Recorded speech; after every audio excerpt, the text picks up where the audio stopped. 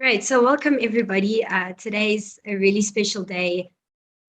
Our very first Global Mental Health Peer Network sort of discussion, Zoom discussion with our Africa team. They also kickstarting just discussions in general throughout the peer network. So this is a big deal for us. Really happy that we're going to be talking about such an important topic. For those of you who don't know, my name is Claudia. I'm Deputy CEO of the Peer Network. And just quickly before we start the meeting, just to give you a quick background on what we do. So we're an international lived experience organization based in South Africa, but with a footprint across 6 World Health regions. And we really essentially stand for 2 things. One being the development of global leadership with persons with psychosocial disabilities or identifying as living with a mental health condition.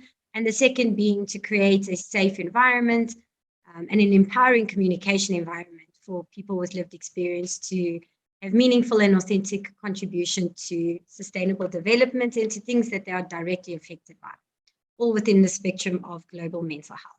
And because we are 100% lived experience, we really do hold a wealth of expertise and power in diversity across country and regional leaders. So I'm very excited to hand this over to Sandra, our regional lead for Africa, who's going to kickstart this meeting, and I'll be here for any questions. And if there's anything you guys need from me during the meeting, please do let me know. Sandra, it's all yours. Thank you, Claudia, and thank you to those who have joined today. As Claudia has mentioned, I am the regional lead for the African region for this year. I'm very proudly part of the Global Mental Health Peer Network, obviously as someone with lived experience. Today's conversation is around GBV, which within the African continent is of great concern, as many of us are very aware of. So I'm very humbled and also very proud to be hosting this webinar today. GBV is something that affects many of us, if it's directly or indirectly. It's very important to have these conversations and these awareness campaigns in order to beat the change, or change the beat. Sorry, I'm saying my own slogan to change the beats of GBV. I just wanted to share some info on GBV that I obviously found online, just for a little bit of background and a little bit of statistical knowledge.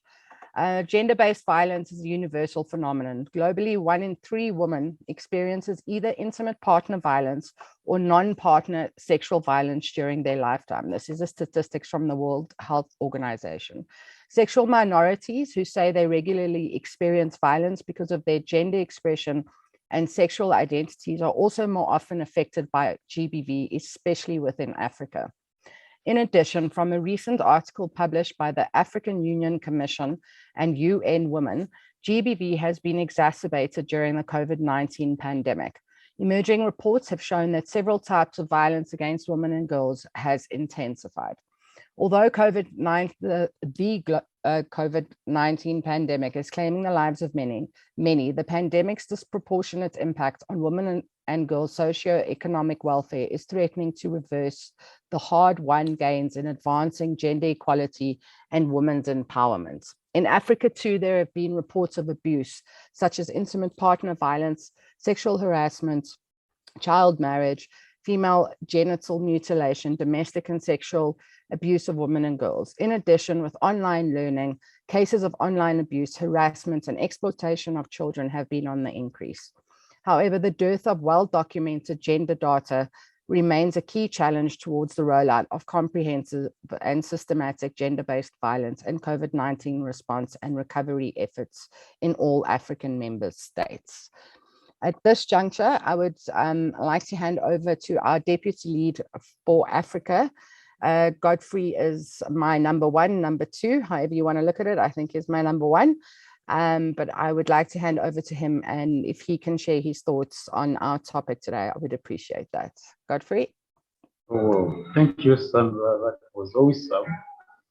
And also it is a bit scary hearing that 1 in 3 of young girls and women experience gender-based violence.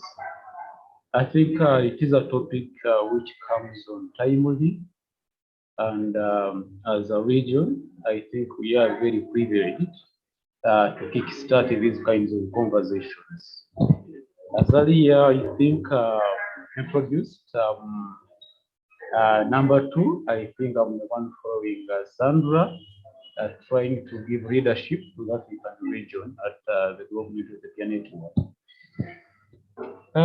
If you asked for my honest opinion, I would say that unlike for mental health data, that statistics on gender-based violence are readily available, I think, in almost every country.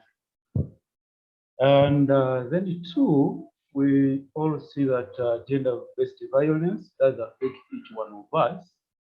It affects boys, it does affect girls, it does affect women, but also it affects men. But as you did mention, for girls and women, especially in Africa, the situation is a bit worse under these two categories. I think using our examples here, the one seeing things, why we do experience gender-based violence is basically things I might think of. One of the factors could be around the cultural beliefs, whereby the ways we are socialized as men, the way we are socialized as women, the way we are socialized as girls and boys. You know, I think to me, these are the lead triggers to the gender-based violence. Because I'll give an example. As in our culture, you were told that as a man, you need to be a sole provider for your family. So many times you find the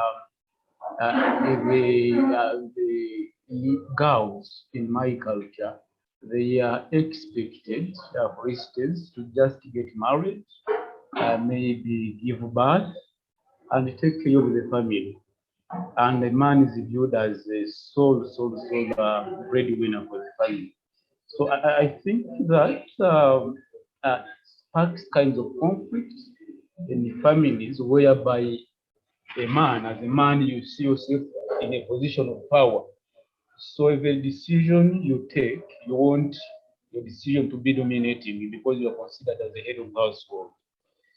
Then two, seeing issues around poverty, the incomes, especially at household level. I'm seeing this as being other causes that are triggering gender-based violence in our communities, but also at the family level. I think having this conversation at this time, it is a great opportunity for us to deliberate, but also to know that each one of us will have responsibility to pray, to ensuring that gender-based violence comes to an end. And because if gender-based violence is not prevented, many times it can lead to end of lives, it can lead to torture, but also sustaining fatal injuries, if not death. So, but also I think through these conversations which we are going to be having today, it is going to be an opportunity for us to learn from the different speakers onto how we can support those who are victims of gender-based violence, but also being the lead cadres or advocates in advocating to have an end on gender-based violence. Yeah, so I think having Mary as part of the speakers, seeing Tivania as part of this conversation, I think it gives me confidence that this is going to be a great learning platform. And I do hope that at the end of this discussion, all of us will be in a position to be the advocates that society needs to bring this vice to an end in our communities. So I think, Sandra, that's all from me. Back to you. Thank you. Thank you so much, Godfrey. As I mentioned before we went live, so to say, I think it's very important to have male voices behind this this fight, because we often hear, obviously, of the women who are fighting GBV. So I very much appreciate your voice. And like you say, especially within Africa, there's a number of factors that contribute to GBV, including cultural beliefs, poverty, and gender norms, as you say. So thanks very much, Godfrey. At this point, I just want to apologize because one of our speakers seems to be having technical difficulties and hasn't been able to join us just yet. So I'll be moving on to Marie, and hopefully later in our conversation, D-Ray will be able to join us. But yes, so to go to Marie then. Most of us on this call know Marie very well. She's an incredibly passionate human being and an activist in so many areas. She's very well respected within the network, within the peer network, and outside. You know, I'm sure her community members also hold her in very high regard as we do. So Marie, I'm just going to ask you to introduce yourself and tell us a bit about what you do and your experiences specifically with domestic violence. Thank you, Sandra. Hi, everyone. I hope I'm audible enough. So yeah, my name is Maria Abanga, and I am from Douala, Cameroon. I'm so many things in one, and I was the first regional lead for Africa, right? So Africa is the Global Mental Health Care Network, or the care network, is very close to my heart. And yeah, I don't shy away from any opportunity to participate, to add my voice to whatever is going on, especially with topics like GBV, which are also very personal to me. I experienced it personally. Talking about that, I actually had a knot in my stomach like 30 minutes ago, and I was trying to identify what that was all about. And I was surprised to realize that I am still having this kind of effect when I want to talk about my experience several years down the line. And actually, Godfrey's voice, or the way he was talking, it helped to pacify me. And I want to say this because sometimes we look at people and we don't know what they're going through. And if they don't tell us, then we don't know. And sometimes we wait for too long before we talk about our experiences. And either it's too late or the damage has already been caused and everything. So what do?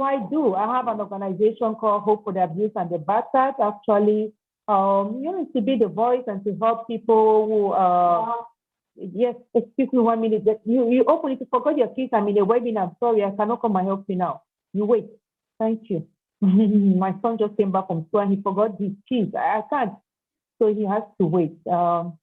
Yeah, this organization, we work with women in particular. I don't know why men don't come up, but I didn't say it was only for women who have been victims of domestic violence, gender-based violence, stuff like that. And people who live with a mental health challenge or mental illness, and we also raise awareness about mental health, basically because I live with post-traumatic stress disorder, and I just realized that I cannot shy away from using my lived experience to raise awareness, because I'm from a culture where a lot of things is still taboo, they call it Italy or Meta. Don't talk about it. Whatever happens at home should stay at home.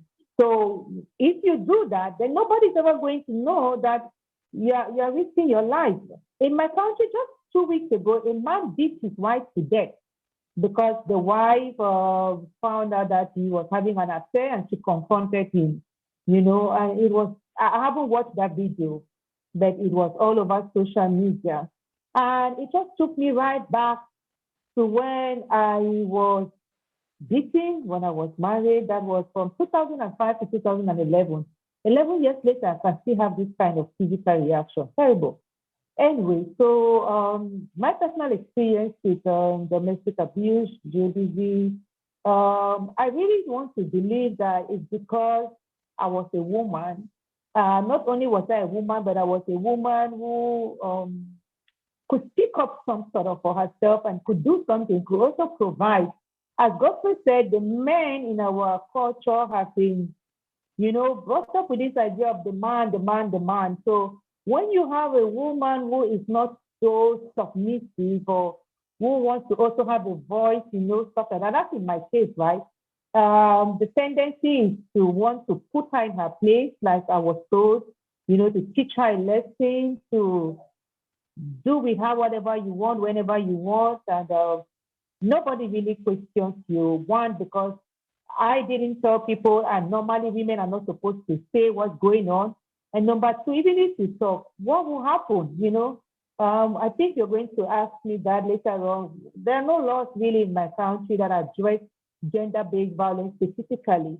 So in my case, I endured this abuse for 6 years. I mean, all forms of the abuse. For me to still have this kind of reaction 11 years later, you can imagine.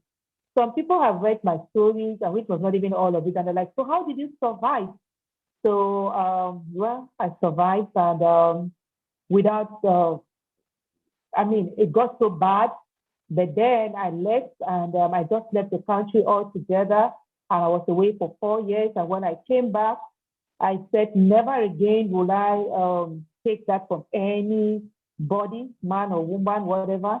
And never again will I keep quiet and see another person, be it man or woman, go through such degradation for the sake of love or marriage or whatsoever.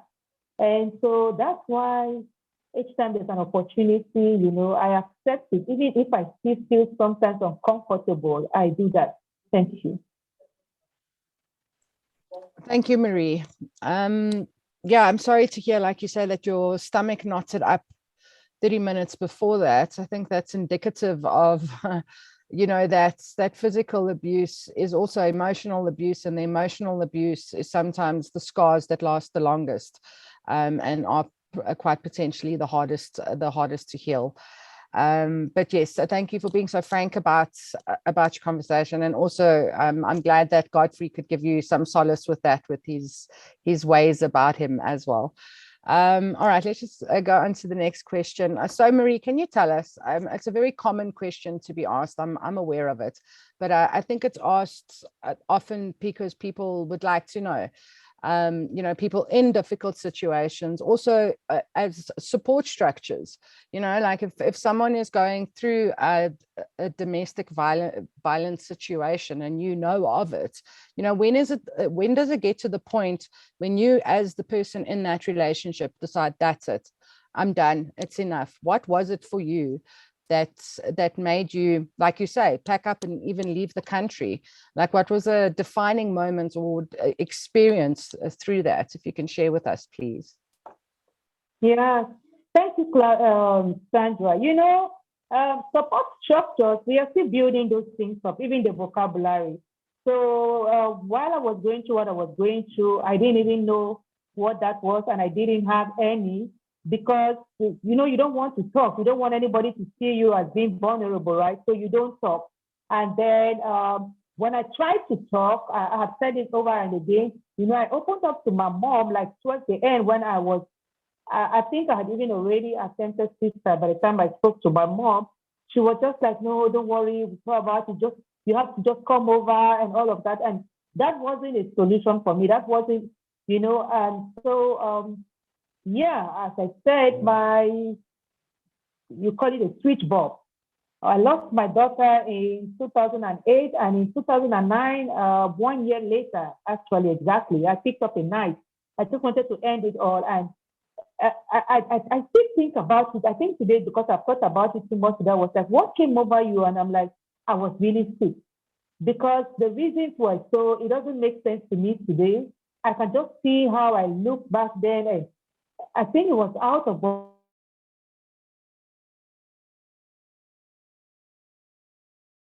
body experience, and I was pregnant, for 5 days straight. I had gotten, and then when I didn't, I dropped the knife. I cried and everything. That was in 2009. I decided I had to do something. It took me 2 years to do something, but like 2010, I knew that I had to leave. But you have to do your plan. You can't just get up and leave like that, especially because sometimes in my continent, my country, you leave, they follow you and they kill you. So you want to be sure that you're living to a safe place, and we don't have all of those. I can call them fancy for us because what shelter, all of those things. What is that? So you can even go to your family and they say, no, just go back, and all of those kind of things. So in my case, I just left my country altogether. I know the person I was married to, he still has this anger outburst. He can break your head before he thinks about what he has done. I've seen him break things up like completely. So I didn't want to, if I didn't take myself out, then another person shouldn't do that. So that was the light bulb moment in my life when I got to that point where I picked up a knife, yeah. And then I thought to myself, if I die, what happens to my sons? I had 3 by then. No, I had 2 actually, plus the one that was in my womb, yeah. So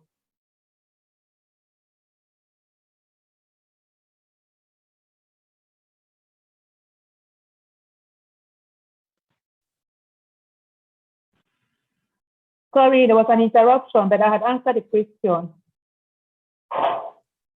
Thanks, Marie. Thank you for sharing that. And one of the things that I picked out of that is, like you say, it's planned. So as cliches as the question is, it's not a case of waking up one morning and going, I'm done. It's something that you think about constantly, and how you're going to do it, and how you're going to do it as safely for you and your children as possible. And that's obviously it's very overwhelming to hear, and then I'm sure for you to experience. So yeah, it's definitely not wake up in the morning and here we go kind of thing. And that's the way I'm interpreting it, at least. But thank you. You always share so openly. It's a gift. It really is, to be able to speak about these things. And they are so important to speak about. All right. So as a mother of 3 boys, Marie, what values and principles do you feel are important when raising the next generation? And how can we as mothers, fathers, communities support this and potentially heal the wounds of GBV? Yeah, I'm a woman, but there are men who have been victims too. And then also when the boys see that happening, they internalize it and they think that's okay, the way to express themselves, or, to manage conflict in relationships, or to express their masculinity, all of those things. So I do conscious parenting, and I really try to drive home this concept of positive masculinity with the boys. And I tell them it's okay to cry. It's not okay to beat anyone, be it a man or a woman. You can manage conflict differently. It's okay to have conversations around the table. We do have them in this house.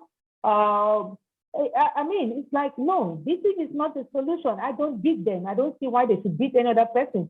If they saw me being beaten, that was not right. That was wrong. So don't do that. That's what I teach my boys. And I raise a lot of awareness to online. That personally, I have platforms all over the place, and all those other invitations. I've written books. I don't shy away from using my lived experiences, no matter how uncomfortable I can sometimes feel, because I know that the only way to disempower anything that has a grip on you is by, confronting it, talking about it, and stuff like that. So I really think even the community has to be more accommodating to this kind of conversations and be open, sharing our experiences. There's no shame. I didn't go into that marriage looking forward to being abused. Yes, I also abused, verbally and other ways, but that was all this ball that it just blew up in there. So we need to be able to start having these conversations. The earlier, the better, so that nothing builds up to the point where it's like we just take it all out on things, on people, and all of that. Yeah. Yeah, as you mentioned, positive masculinity. I think it's a very catchphrase at the moment, but it's something that's very important. And yeah, I think your boys have a great foundation with a mom like you, and with someone who's as frank as you are in the household, and sharing your life with them so freely. They're really blessed. Marie, just as a last question, you touched a little bit on the legislation in your country and how there are not really rights for women, so to say. So on the back of that, if you had free reign, if you were the president or whoever it may be, what would you do to change the tune of GBV, to protect women, to protect men, to protect a community, so to say? Yeah, in my country, we don't have family code. We don't have GBV specific laws. We don't have that. So it makes it so frustrating when you are either raising awareness or you're trying to help somebody who has been a victim, right? You just have to look for some kind of, some shallow laws in the penal code, which could be applied also to that case. But then that's not sufficient. That's not enough. And sometimes it is discouraging. So people don't even take those cases up. And even if you take it up, well, the authorities are, they're just nonchalant. Sometimes they themselves are perpetrators, right? So why should they be bothered? And then there's no law to force them to take action. So if I were a minister or anybody, if I had this power, first thing, family code. We need a family code, not just say go find something in the general code, civil code, penal code. No, we need one where we actually address these issues, because gender-based violence doesn't affect only the two people involved. It affects the extended families. It affects the fiber in the community, the social structure. Nobody cares about nothing. We see those cases on social media and we leave every kind of comment there and then life goes on. What about our children? I'm still dealing with my children. Sometimes they still have some anger outbursts, Sometimes they still act up in one way or the other. That wasn't how I grew up. But then I realized it's because they saw what they saw. And then, well, we were also separated for 4 years because I didn't live with my children. I didn't have the means. So it's just so much. So we really need to have this law put in place. I saw one law from your president or DC or something, and I was like, oh, the day in Cameroon will have this kind of attention. I will really be like, maybe it's from my grave, I don't know, but so yeah, that's what I would do. First of all, just start with some law. Like even for mental health, we don't have a national mental health policy. So there's so much to do with regards to legislation in my country. That could be a whole other webinar. But that's what I would say. We need to do something. But talking is already one good step. And just before you stop asking me questions, my country, the president finally ratified the UNCRPG, which is also a good thing.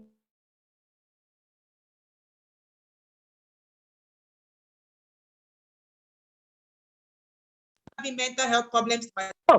And we need that legislative support. Thank you. Thank you, Marie. Thank you for sharing. And like you say, we've still got a long way to go in terms of legislation and actually implementing it into, Africa as a whole and into the countries separately as well. Right, so to my next presenter, it's Tivania Moodley. Tivania is also a powerhouse of an activist, very outspoken, very knowledgeable, and in my opinion, an expert in many fields. But specifically, I know GBV is something that is close to her heart. So without further ado, I feel like a talk show host. Sorry for that. All right, I'm going to go to Tabania. And Tabania, if you don't mind, just introducing yourself and also tell us a bit about what you do and your experiences with GBV. Thank you so much. And thanks, everyone. So I am the founder of an organization called Feminine Rising. And it is an organization that deals with gender-based violence awareness and mental health advocacy. anyone that's read my story, I'm a published author, or has heard me speak would know that, I've had incidences of gender-based violence, and I have been a rape survivor. And I've also had the experience of failed suicide attempt. So mental health and GBV is very closely connected for me. There's a direct correlation between the two. And the work that I do now is, try to create an awareness and a conversation that is incredibly important and, largely very taboo, especially in my culture. But these are the conversations that need to happen for us to be able to start the healing process. I know from my own personal experience that I became as sick as my secret. It was the thing that was literally, corroding, and it was only a matter of time that it exploded basically. So my particular experience was, I was raped at the age of 18. I fell pregnant and I needed to have an abortion. And that started or catapulted my depressive state. That was one of the catalysts for my experience of depression. And then many years later, I was in a relationship that was extremely volatile. It was intimate partner violence, textbook case, with someone that was, I know, very, very mentally disturbed. And because he didn't have the language, or he was not receptive to having that conversation to talk about his mental illness, it just translated into violence. And I had to then make a choice of whether I wanted to stay in that situation or exit. So the catalyst for me to leave was actually quite a horrific incident. I had just had an operation and I was out of hospital. The day after hospital, I found myself running behind a moving car because he had left me stranded in a restaurant when he got angry over something. There were a million of those incidences. The one day I was locked in the house, and he literally lost it because I didn't smile at him when handing him his breakfast on Father's Day. And he went out and took all of the food that I'd prepared and threw it onto my car. And I was literally locked in my car for about 5 hours. And that for me was the wake-up call, that this is not how I want to live. I did not want my kids to be in that environment. And so the option was to leave. Because I was absolutely terrified, and this is something that Moodley touched on, I had to literally escape. I had to drop him off at work, and I had to take time off from work and then go back to the house that we shared and literally pack everything quietly and escape and run. And that is how I had to leave, because it was impossible to do it when he was there or to even have a conversation. So when Marie talked about the stress or the post-traumatic stress, for me, as horrific as the rape was, as physically traumatic as the rape was, the after effects of the emotional abuse is something that has stayed with me for a long time.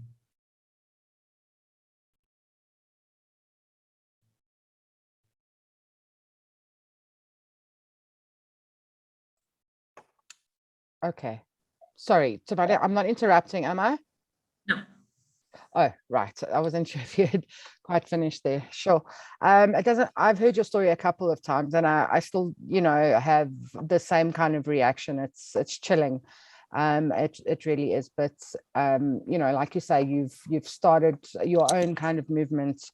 And not to say you've overcome it, but to a large extent, you're helping yourself and many others with what you do and what your life stands for. So having heard what we've just heard about your ex's behaviors and how abusive that was on so many different levels, and this is also feeding off our interview we had building up to this. You are someone who is a proponent, or also an activist for men's mental health. This is still something that's quite surprising, or can be surprising, because you've been on the other end of it, but for some reason you've been able to go, wait a second, this is also a men's mental health issue. and it's definitely taking the higher ground in many ways. So if you can just speak a bit more about that and men's mental health and why it is so important in the fight against GBV. So I know that this is a conversation and this is a narrative that is extremely triggering, because for me, I've spent the last few years of my life doing the healing, doing the internal work after my failed suicide attempt, but also empowering myself with the education of what goes beyond just looking at the symptom. So we are a society that likes to triage symptoms. We look at the symptom of violence, which is the act itself, which is the rape or the assault, but we don't look at the cause. And I had to firstly dig deep within myself to have empathy, even for the perpetrator. And I know that sounds crazy, but at the end of the day, it is pathology that drives people to behave in certain ways. And it was through my own understanding, it was through my own personal journey of self-discovery that I was able to then do the work and understand that there is actually a direct correlation between mental health in men and acts of violence. So for men, as Godfrey had spoken about earlier, we have been given them a script of how to behave. And one of that is that men are not vulnerable because it's seen as a weakness. So the only way that sorrow can be expressed is through aggression and through anger. And so violence is one of the acts of how a man typically feels that he is able to exert that power, because obviously, he would be able to then, take charge of a woman physically. But when we look at the cause is deep rooted in unhealed trauma. Every single person that I had spoken to, and I've had extensive conversations with men throughout the years about trauma and how that repressed trauma can manifest. In many men, it is violence, especially if they've been raised in an environment that was violent. In other people, it was depression. It is manifests as physical illness. It manifests as, wanting to just achieve. But all of those things are just inherent pathology that has not been handled. So for me, I've never been big on retribution. I've never wanted to, execute or react violently to any perpetrator. For me, I'm big on restitution, and I believe very strongly, and maybe this comes from having a deep spiritual foundation, that people are inherently good. And when you have to heal all of those broken boys, you inadvertently save girls. So this is why my movement has always been very focused on men's mental health, because I feel like, I'm not a feminist. I'm an equalist. I believe that patriarchy did not serve men as much as it didn't serve women, because we've got this template for men that they have to conform to as much as women have got a template. So for me, Feminine Rising is all about starting those hard conversations and digging really deep, and it is a very, very difficult thing to do.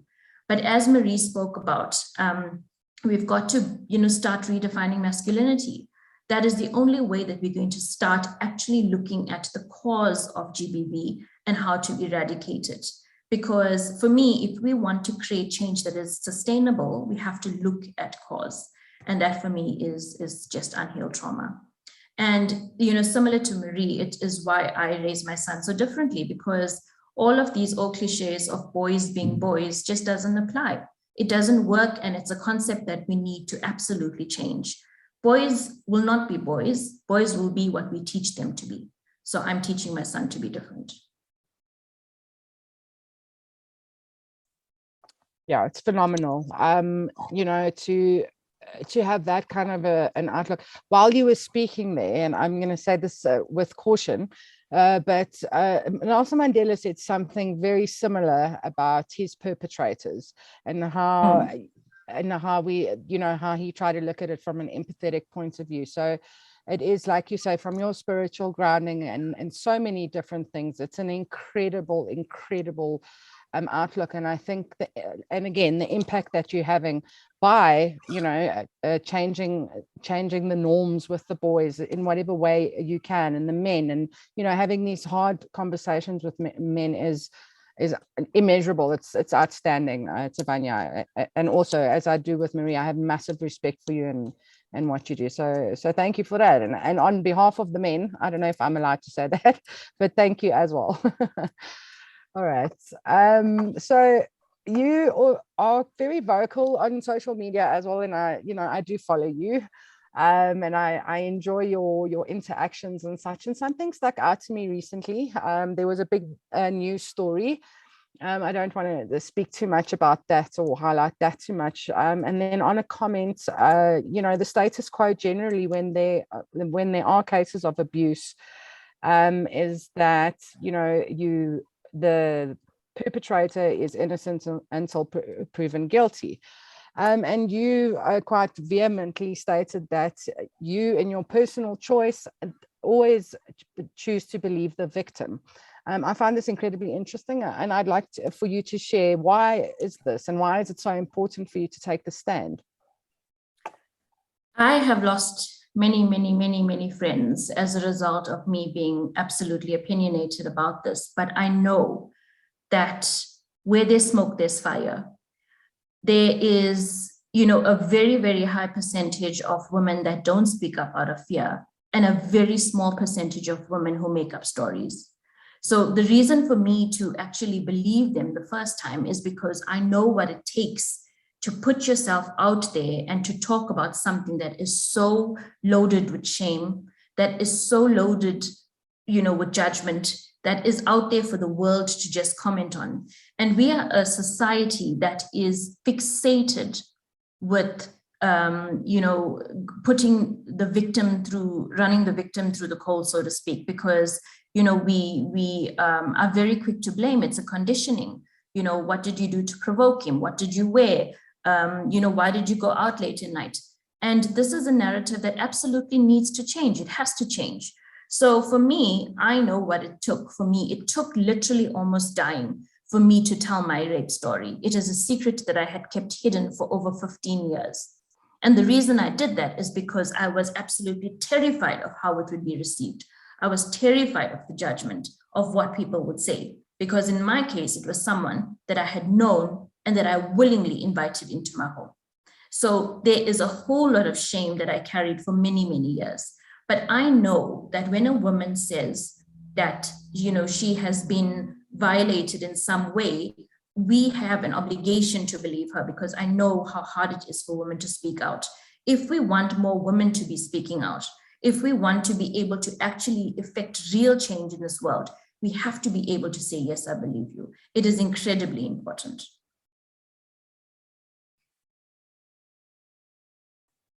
Great. Like you say, it's a conditioning in so many ways, and it's still so often heard that we like, what did you do? What were you wearing? Why did you deserved it on some level, and we need to eradicate that 100%. Claudia, do you want to ask the question now? Sorry, Claudia just had a thought. Thank you. Well, to touch on it a little bit, I wanted to add in what your thoughts were as it pertains to the clothing and the short skirts and the short shorts.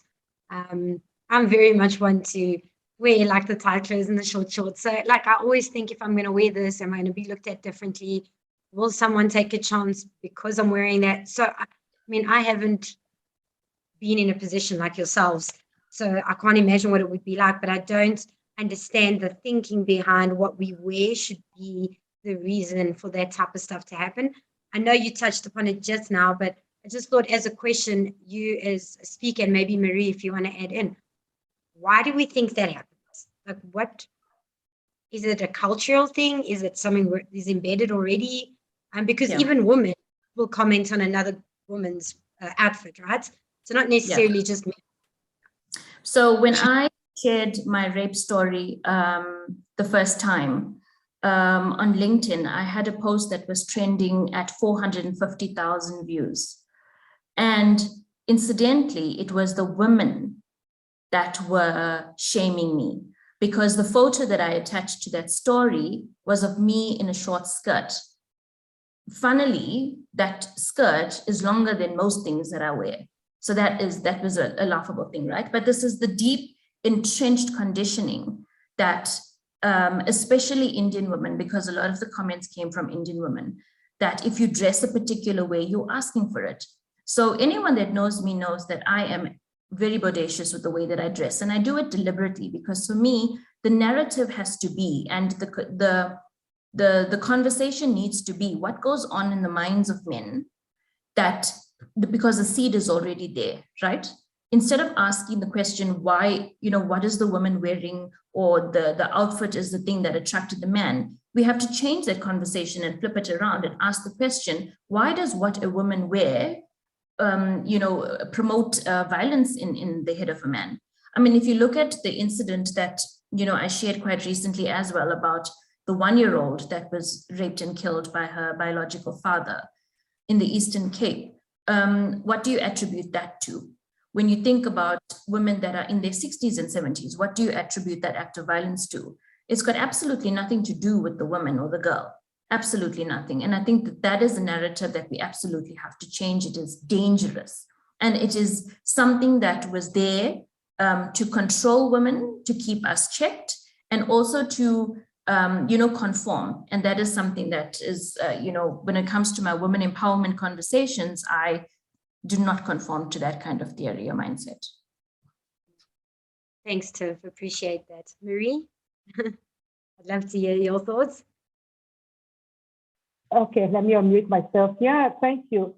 I think that adding to what Steve has said, because of the cultural context in which women have been fed to believe and to accept that they are supposed to be at the back and they are the weaker sex and they are supposed to be the everything chase cover. And it's like, even we women, we try so hard to keep this, maybe because we want to have this good mark, from men, of course. We women, even if I tell you that well done, it will not be as sweet to your ear as when a man says well done.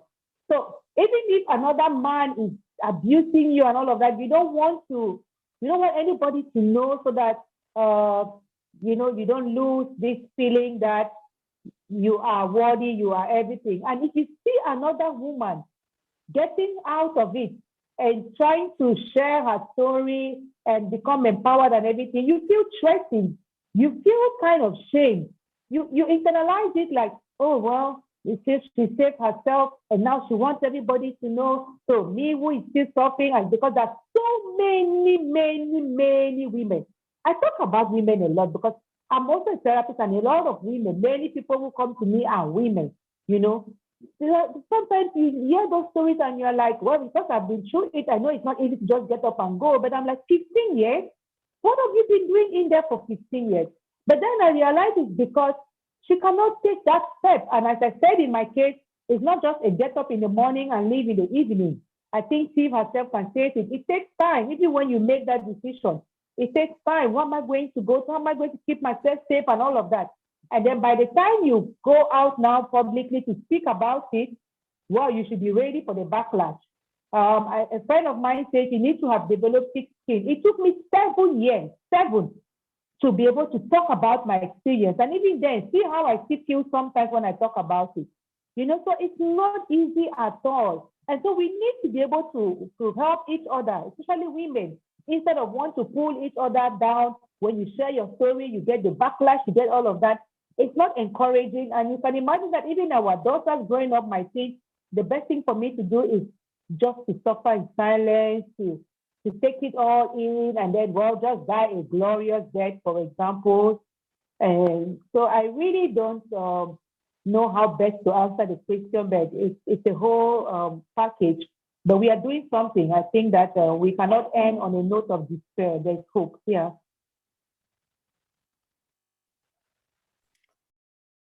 Great, thanks, Tiv and Marie for those answers. Thanks, Claudia, for the question. Zach, I see you've got your hand up.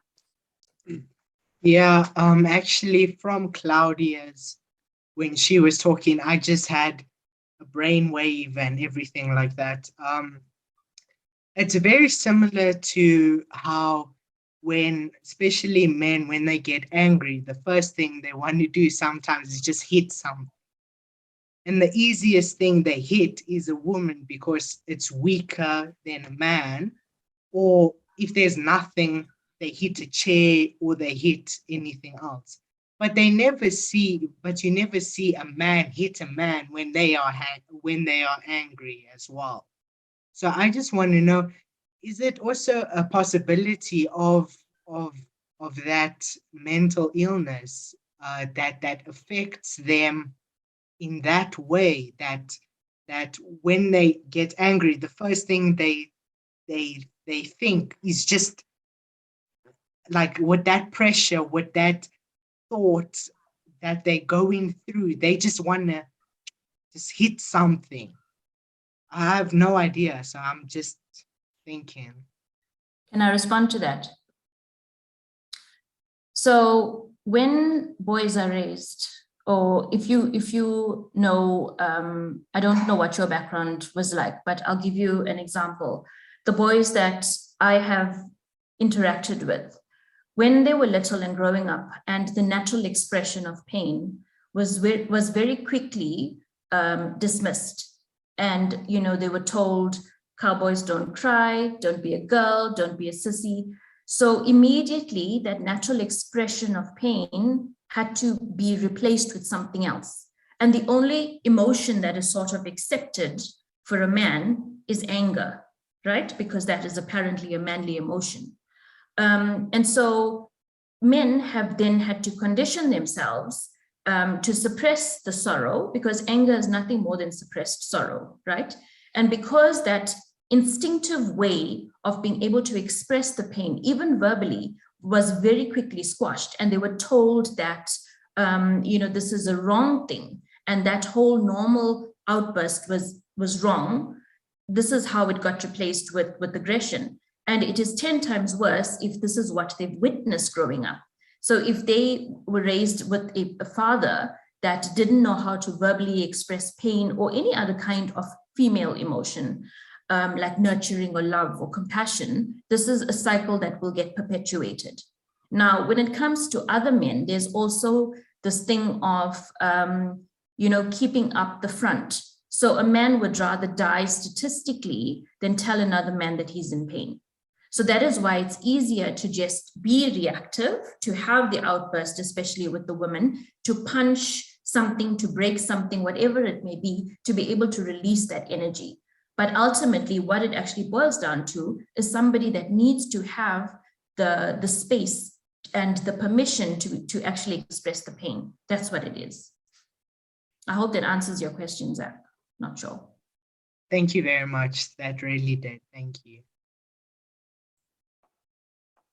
Great. So just one last question from my end, and then we'll open the floor for any other questions that the audience may have for the two ladies. So we touched on legislation a little bit with Marie, and how in Cameroon there's very little of it. So recently in South Africa, a new legislation has been proposed. I did share it on the chat earlier for anyone that's interested. And it's in the fight against GBV. There was an incident a few years ago here where a young girl or young woman rather, was raped and killed, and it caused quite a movement. And I think on the back end of that, I think this is a bit of what the president and such have decided to try and propose into legislation. So going to Tiv on this one, what do you feel about these proposed changes? And do you think in general, in South Africa specifically, we are in fact making strides in the right direction? Yes and no.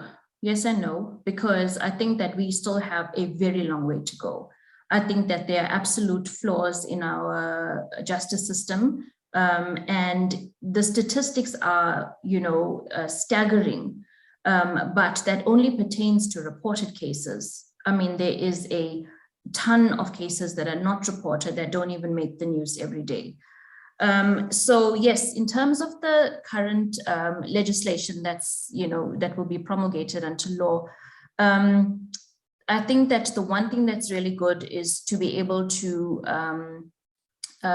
include harassment as part of domestic violence.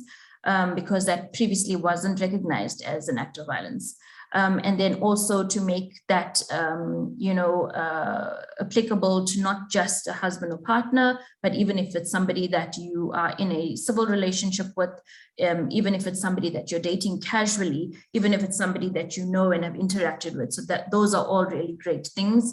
And I think also making the protection order digitized is really great.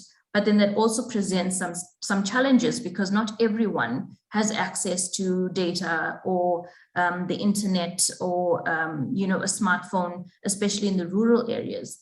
And so definitely that is something that needs to be taken into consideration. For me, I still feel like we have a very long way to go, and we still look at triaging the symptoms, as I said. I would actually love to see us implement things in school, at school level already, so that we give young boys the opportunity to think about, scenarios differently, so that, cyclical behaviors can be stopped. So for me, there's a whole other avenue that can be explored. One of the things that I'm very sensitive about is the way that the SAPS deals with victims. They can be incredibly, harsh. There's a complete lack of empathy that's there. And I think that there should be some, consciousness around that, about, training on how to deal with this kind of thing. The work that I do is, try to get corporates to be conscientized to what they can do for employees in the workspace. Because if it's 1 in 4 that are abused or victims of domestic violence, then corporates have an absolute obligation to be able to do more in that space. And that's something that we just don't see. Organizations, and this is a pet peeve of mine, organizations are extremely reactive and will do initiatives for important days like 21 days of activism, but throughout the year when women are being beaten and killed every single day, there's silence, and that grates me. So I feel like we have a long way to go, but progress is progress. Yeah, we definitely do have a long way to go.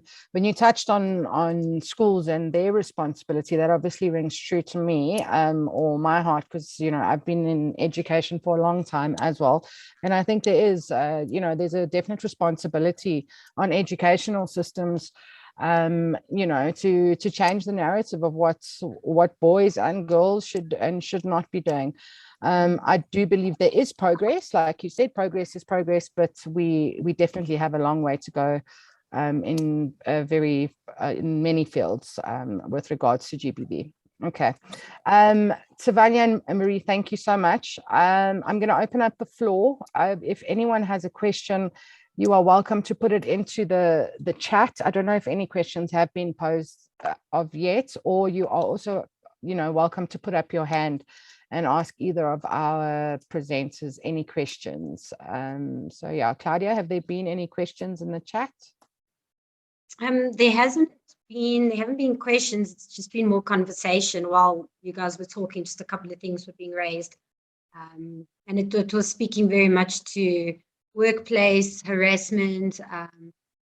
Also the fact that men also get abused, and so it was really just I guess encouraging the next steps as well. And something that I was also, maybe while I'm just speaking now, just to add into as an FYI. So we recently had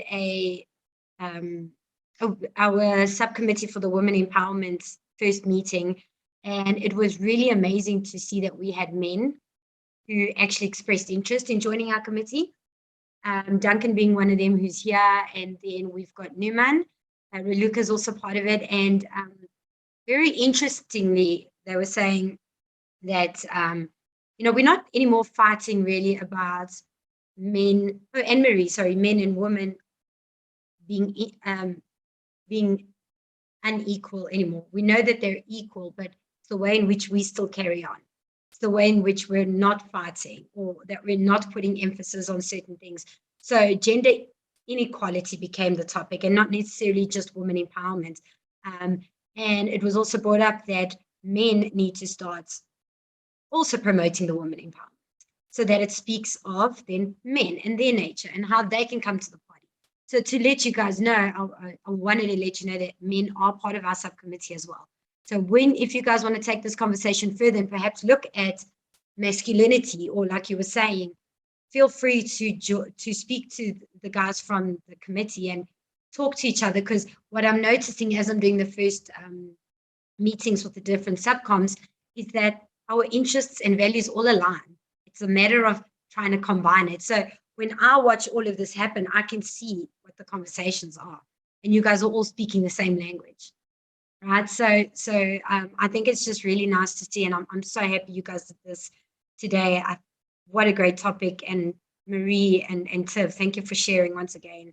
The stories are powerful and I think very inspiring to many. So please feel free to reach out to Raluca if you want to do anything with the women empowerment or add something. It would be lovely to see a little bit more engagement on this topic that you guys have raised. Can I just answer Godfrey's question? Yes, please. So I think for me, what drove me to find my voice was almost dying, literally. So my failed suicide attempt 7.5 years ago was the wake-up call that I needed, because as I said at the beginning of my conversation, I became as sick as my secrets. And when I found my voice, I realized that I survived that suicide attempt for a reason, and that my story had to become a redemption story. And the reason that it is so important is because I see it all around me, within my family, within my extended family, within the community, within South Africa at large. The fact that we like to keep our truth hidden. And what happens is that it manifests a different way. We've got, people that are struggling with depression and suicide ideation. People are absolutely addicted to drugs and alcohol, whatever it may be that works as an anesthetic to basically numb the pain. But when you start owning the truth and when you start speaking the truth, that is how you actually start the healing process. And that is what has worked for me. And that is why it is so incredibly important that I am the self-proclaimed truth teller, because I know that it was the speaking of my truth that made me transcend my depression and suicide ideation, but more than anything, gave other women permission to be able to speak up. That's why sharing our stories are so important, because people are desperate for truth in its substantive form. Yeah, Steve has said it basically. For me, it's that I wrote in the chat section. It's so liberating. It's been just 3 years that I really went on live and started sharing my stories. But it has just been really maybe 2 people bashing, but everybody, a lot of people, like, oh my goodness, that's so encouraging. So personally, for me, it's been liberating. I feel liberated each time. Like now, even the knot in my stomach is gone, almost to 90 degrees, 90%. And I'm happy that I braced it. It's liberating, it's healing, it's empowering. Basically, for me, sharing my story gives me a lot. And then, well, knowing that it also encourages a lot of other people, that goes a long way. So I don't think I'm going to stop anytime soon. And yeah, that's what I have to say. Thank you. Amazing. If I can self-reflect on that a little bit, not to do with this conversation in particular or in specific rather, but the power of sharing your story and actually speaking your truth, as both Marie and Tavanya have alluded to, is so important on so many different levels. From a personal perspective, I know by sharing my stories with lived experience, how that has helped me. And I've said it many times, but it's been therapy.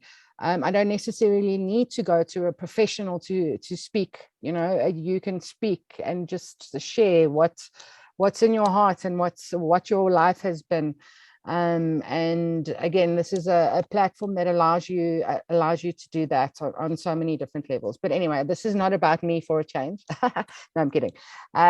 It's about the Marie and Tavanya. And I want to say from my point of view, sorry, thank you very much for sharing your stories. I might say this a lot, but you truly are inspirational.